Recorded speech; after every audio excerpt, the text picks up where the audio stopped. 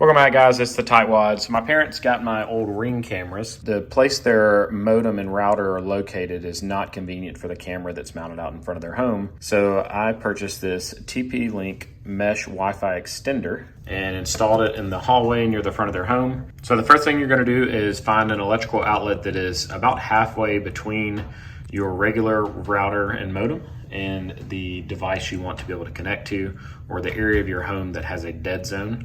So that's what we've done here. So it has 3 lights across the bottom. The left one is indicating that it is powered on. The next one is indicating that it does have a connection.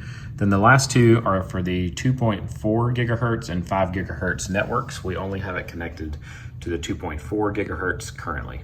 Once you have this done, you need to install what's called the Tether app. You can find that in the App Store. It's made by TP-Link, but you will have to create your own account, and then you're going to give a password for connecting devices to this new network. It's kind of a sub-network to your main network. Once you've got this device connected to your main network's password will likely take over the password that you set on the TP-Link Tether app. You can then go to your Ring camera, in our case, and go to the device health for that particular camera, and you can change the network that is connected to. It's going to ask you for the password, and again, I had some issues with this at first because I thought I was using the password that I set up on the TP-Link extender, but it actually wanted our main network password for our Wi-Fi. Once all that was set up, everything connected, you can go back into the Tether app and make sure that you have a good connection. If you don't, it'll show you at the top of the app that you need to move it closer to your router. And then you also need to check your connection on your device or the dead zone of your home that you're trying to improve connection on to see if you have strong enough signal strength. That's it. It's pretty simple to do. If you have all the right settings and passwords, you're going to be done in 5 or 10 minutes.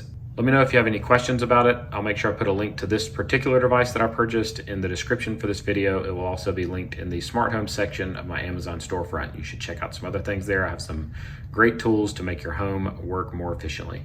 Thank you so much for making it to the end of the video. It'd be awesome if you'd click that logo in the bottom left-hand corner to subscribe to my channel, and maybe even check out one of my other videos shown on the right. As always, I hope you guys have a great day.